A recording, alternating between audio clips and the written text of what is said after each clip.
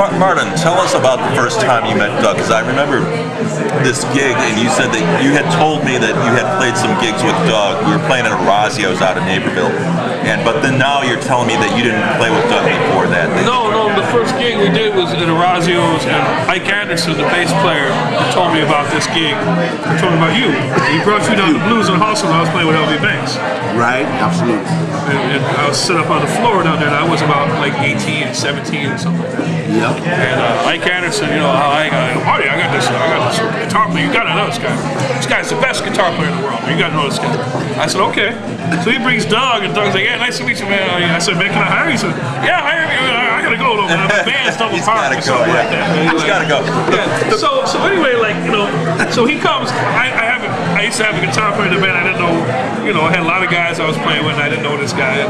So we need a guitar player. I call him, he shows up, and he sits up, and we start playing about the first song, and the amp went dead. And I'm freaking out, man. I was underage at this bar. And I had a new amplifier. And you had a brand new amplifier. Brand new SWR. And my stuff never worked right, man, because it was always cheap. And Doug bent over, I gotta say it, with your backside in the audience, and I'm fixing his neck, man. And I'm freaking out, like you wouldn't believe, man. And I said, what the hell is this guy doing, man? The whole first set was amplifier repair. Yeah. Doug took his amplifier apart while Marty was doing his show and fixed it with one hand and played with the other. The kicker of it was, man, when your backside finally faced the back and you turn around and put your guitar back on, you hit a chord that was just right in like you never missed. He goes, man, I fixed my amp. Man, I'm gonna quit playing. I'm gonna win amplifier repair. And I'll never forget it. That's the first time I ever met you, man. What year was it? That had to be 97. That had to be about 97. It might have been even earlier. It might have been late 96. Because we actually, that recording from Orazio was from 97, so that was probably right about end of 96. You were very young, and I had SWR equipment I bought that morning. And SWR equipment, it sounded so smooth, I didn't think it was working. So I'm crawling around on the floor playing the bass with one hand and dialing the knobs. And he had his amplifier apart on the stage. It was and apart. I'm trying to keep the gig. He whips out this gigantic roll of duct tape. A gigantic roll. And he's fixing his amplifier with duct tape while we're playing the set. And I'm trying to keep a gig, man. He's got duct tape and amplifier repair and new gear. And I'm on the floor playing with my amplifier, and these people are sitting right in front of us, and they're clapping and clapping like, yeah, this is great, this is great. And I could never figure out, I thought, well, these must be guys that fix things for a living or something, because they like the repair. They like the repair aspect of it. But yeah, that was Doug. The first time we played with him, he fixed his amplifier the whole first set, taping the stuff in with duct tape and playing with the other hand. And he really did it. I mean, he did it. It was good. Doug, I get the idea you're a very frugal person. Is that correct? You might be correct with that. Let's say absolutely. You know what, Wally?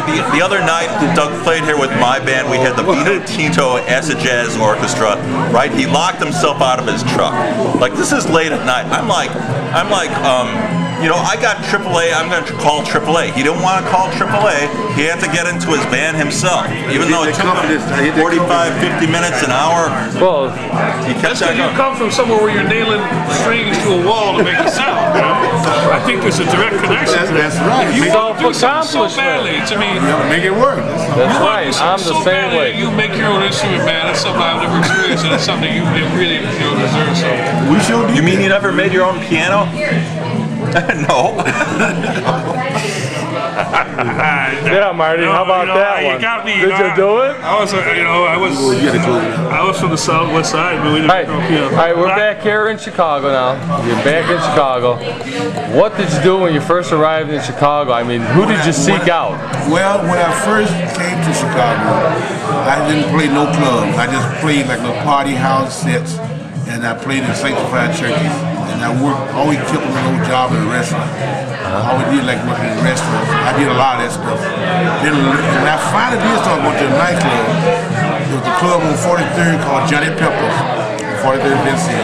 There was another club called Blue Flame, was on 39th and Lakeshore Drive. Right across the street from Two Gun Pete. Everybody remember Two Gun Pete was one of the popular police in Chicago back in that time.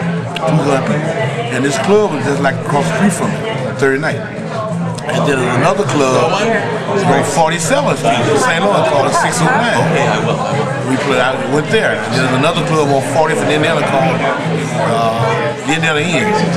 So those are the clubs I went to just really learn what the band was doing in Chicago before I hit the stage. I didn't want to hit the stage until I find out what's going on. How did you get noticed or discovered? I tell you what, the first guy, I knew this guy, but I didn't know him when he was there. He was from Little Rock, Arkansas, named Bobby King. He was a great guitar player, and his brother-in-law sung gospel. And I used to follow him guys around church all the time. He always tell me, I got a brother play rhythm and blues. And I had never saw him, but I knew him from my hometown. When I met that guy, I started following him around to all the clubs on the west side, all over Madison Street, Roosevelt Street. Everywhere on the west side he would play, I'll be there. He would always ask me to come up and play, but I wouldn't go because I was the kind of person who liked to observe, and I didn't want to play on the stage because I don't want to make mistakes, so I didn't want to do it. So he always tried to get me to come up and play. He said, come on, play a little guitar. I said, no, I don't want to do that. So he knew this guy named Earl Hooker. Everybody knew the late great Earl Hooker. Yeah. Okay, Earl Hooker was looking for a guitar player back in the time. And then this guy Bobby King told me, look, why don't you go and take the job with him? That'll be a good experience for you to learn. He'll be patient and teach you all the things he wants you to do as a rhythm player.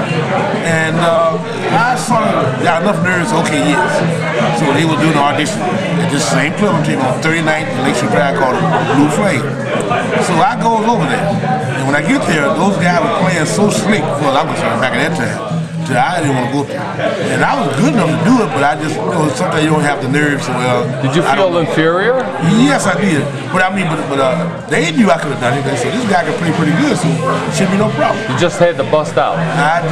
That's right. And I couldn't get my nerve out. Well, I tell you, I'm going to pass on this one. And I passed on it. But I couldn't get a chance to play with Earl Hooker back during that time. He was a great guy. I liked the way he played.